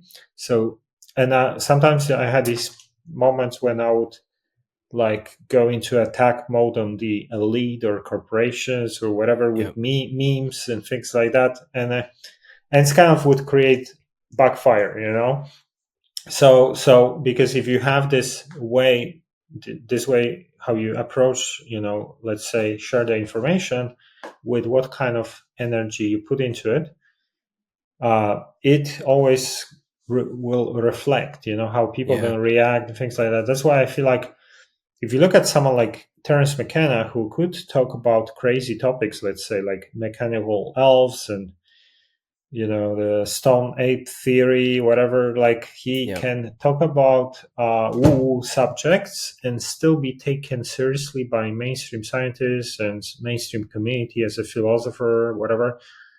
But you're gonna see, and because the way he delivers the information is he just talks about it, and if you look at someone like David Icke, even though I have a lot of respect for David Icke, but sometimes I see this attitude of like attacking an evil elite, evil Yep. pedophiles, and blah blah blah. And, he has a little bit of that anger, which I'm sure comes through like the fact that he was ridiculed in the past, so he created maybe this defense thing mechanism. Mm-hmm. But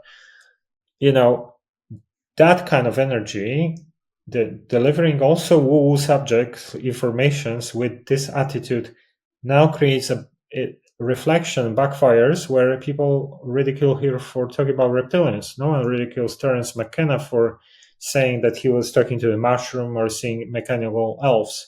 So I feel like this is like what we attract with the way how we present the information. It's very important also how you deliver that, in what way, with what emotions and energy. Yeah, I agree, man. I also think there's a certain resonance of truth, you could say, in somebody's words that I just feel, whether it is through the spoken word or through books. I can just feel when something's real. Yeah. It's like when you know, you know. Yeah, if uh, you listen to like fake rappers who are like, oh yeah, I have all the money, I'm a gangster, but you see they're not a gangster, it kind of like yeah, resonates. You yeah, can see through it that it's not authentic, right? yeah. Real recognize real, man. Something about it. When I first started reading Dharma, of the suttas and the Upanishads and stuff from the Vedas and just quotes from sages of the past, there's a certain resonance in their words that I never felt from anything, from any kind of philosophy before. There's just something in the way that it hit. I was like, yep, that's it. They're using the English language that I've spoke my whole life, but it's how they use their words and the simplicity behind the words too. I feel like the truth is simple. It doesn't have to be extravagant. It doesn't have to be overly explained. Sometimes it's how it's used. Sometimes it's sort of like poetry, and it just comes through as a resonance. I don't know how else to explain it. Like a sort of like, yep, and it's the opposite side too. Like you said, you can recognize when something ain't right. Something just don't sit right. It's like, ooh, nah, that isn't it. I like to say you have to recognize what is not it in order to know what is it. And there's a lot that is not it per se, but that's just for us to find what is it. Hope that made sense. Yeah, yeah. I feel like almost like if you're doing it and you're a real deal, like you really live um, through it, and this is like your true life, your true passion. This kind of reflects in how you do things and this style and everything. Whatever this is, like this art form or Yep. philosophy or science, whatever it is. So kind of like people can see that this is real and authentic, and then it kind of clicks. So yeah, I feel like that kind of is also very important. Mm-hmm. I Yeah. agree. Yeah. Um. Yeah. I don't have anything else to say to that, to be honest. Yeah. Yeah. Real recognize real. Is there anything else you wanted to add before we can finish? It's like we're getting Hmm. to. I know we've been talking for a while here. Time flies, man, when you're doing these things. It's all within. That's all I'll say. It's all within. You truly don't need anybody else. You don't need this podcast. You don't need the sages of the past. You don't need psychedelics. They definitely help, for sure. You might think you need them in certain moments of one's life, but in the absolute sense, it's all within. This whole path is up to yourself. That's it. Go within yourself, and that'll lead the way. The side guru within will lead the way through intuitive whispers of the soul, you could say. So that's it, man. You, It's all within. actually, um, yeah, I feel like a lot of people have this thing that they lack. I don't know what's the word, accountability, or what's the other word? I forgot, but Empowerment. it's like that you are autonomous, maybe like Oh yeah. autonomy. Yep. Like they will do. I'm not good at it. I will leave the thinking to the experts, or like Jesus is the savior, or whatever. Mm-hmm. Like trying to give your power to something far outside of you, whether it's like a religious figure or institution, like because that comes from lack of autonomy, right? Yeah. You're not same like going to work, and you have two options. Let's say you can be an entrepreneur and take risks, and but many people will prefer to work for someone else, and even though they hate it, they still not gonna like take things in their own hands and take the risks because they lack the courage, but they also prefer the comfort of Yeah. not taking responsibility. So it always comes back to the same idea of like being autonomous, let's say. Mm-hmm. And that's like the problem. Like you said, everything is within you, so you don't need external things. Like you don't need to pray to some god or deity for saving your life. You have access to all information if you want to, because you have the higher self, and you are the source. So technically you can get guided with yourself just by wanting things or doing something towards these things, and Mm-hmm. having the eyes to see and things like that.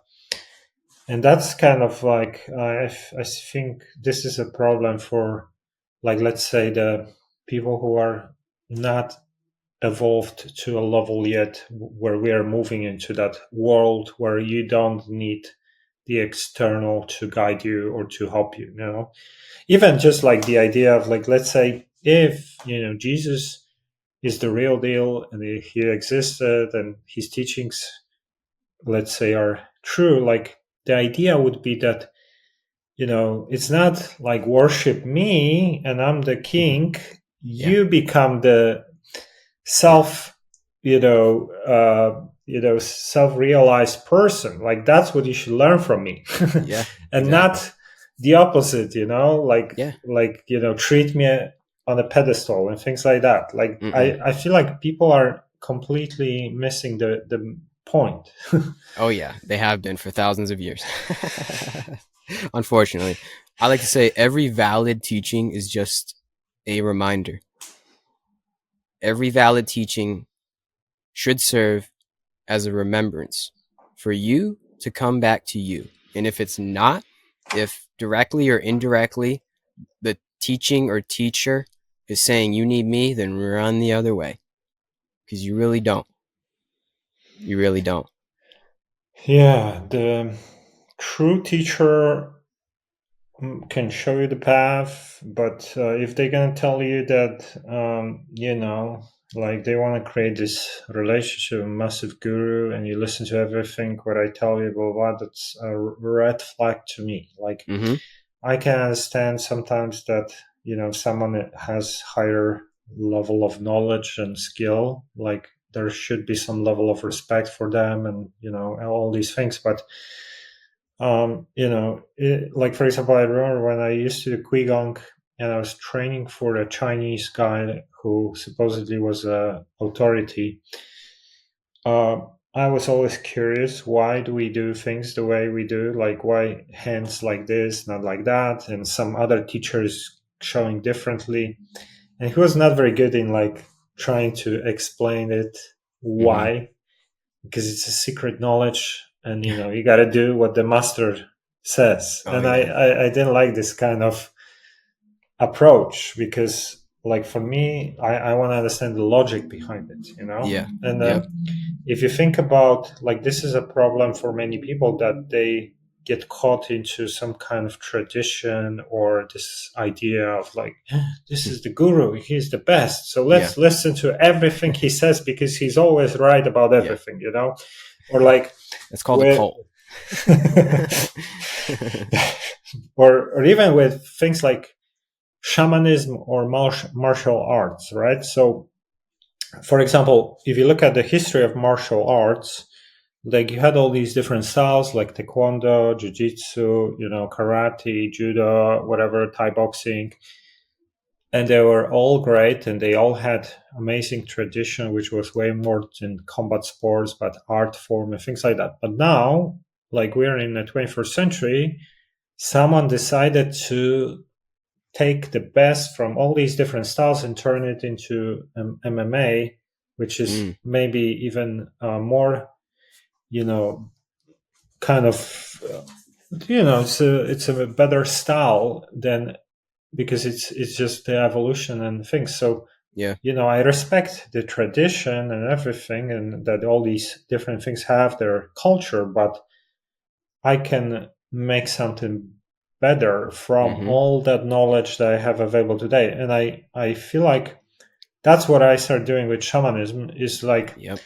I started using different bits from different things. I use plant medicine. I learned how to work with my higher self. I understand like protection, things like that, whatever. And then I was able to get to the results I was getting, even though I'm not a part of some tribe that has been bringing that information for generations and is sacred.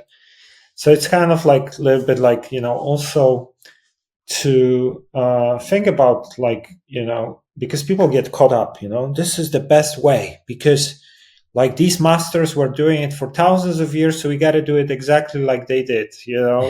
That's No. like, and if you're not, like, you're not very good. Mm-hmm. You know what I'm Yeah. That's the trying times to of the think. past, man. I think that's the times of the past age. We're in the age of Aquarius, as some say, coming from Pisces. I think the times of the past, maybe if you want to label it Pisces, was knowledge had to be transferred from master to disciple just for the conservation of knowledge. It had to be like that. But now we have the internet, so it doesn't have to be like that.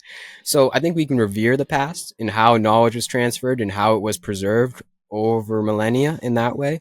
But like you said, we take tidbits that work for us and I think you also said evolve. We evolve the ways of the past into the ways of now to create essentially new practices and new martial arts or new modalities. Still revering the past, but knowing we don't need to do it like they did it, right? So I revere the sages so much, but I know that I technically don't need them. I'll take what I need from them and become the sage myself, essentially, right? Isn't that the goal? Yeah, and I think people need to also start thinking about these types of things because they put a lot of trust in some kind of people, institutions, or old ways, Mm-hmm. and they kind of close themselves on like think new things. This is what I see a lot with religious people. Like they just gonna be so much in the box of like this Yep. is the only truth and this is definitely truth, and and everything else is like, no, I'm not listening to that because my thing is the thing. Yep. And everyone has a different thing and they all think the same. So Yeah. something doesn't seem to make sense Mm-hmm. here. So that's kind of, I feel like people need to start thinking about these things. I feel like sometimes maybe this is related to like the level of consciousness or awakening you have, because like once you are in some box and let's say like I see people around me who are like someone I know, very materialistic. So everything this person looks through is through money. Like this guy is Yep. smart because he makes a lot of money, and if you're not making a lot of money, you're not that smart. And this is a successful person, this is not a successful person. And then it kind of, once you are locked in that box where everything you see through that lens, that affects your perception, because you might be missing things because you see things through your lens. And it's kind of a little bit like that with these religions, or like these dogmatic kind of beliefs in Mm-hmm. gurus or some martial art way or philosophy or whatever it is, that they start locking themselves as this is the ultimate thing. And Yep. I see through that lens, and and then I'm closing myself on other possibilities which Exactly. might be open if you're gonna actually look outside. I feel like Mm-hmm. this is I don't know, a lot of people tend to do it. You gotta see outside the box. It's a saying for a reason, right? Or think outside the box. Yeah. Yeah, and funny, I just want to mention this one example quickly. So like I actually I used to live in London in a house with a couple of people, and this guy moved in as one of our roommates who was very religious Catholic, and he was praying that he wanted to have his issue resolved, and his issue was a bad hot temper. Right, he was Yep. explosive, Hmm. and when he moved into my house, like one time he kind of shared with me how he lost his relationship years ago. His wife left him because he had a bad temper and he was explosive. And he was this religious guy who would pray to God to have that thing fixed. And I felt like, maybe he should learn meditation because, for example, I had a friend who also had a very similar story.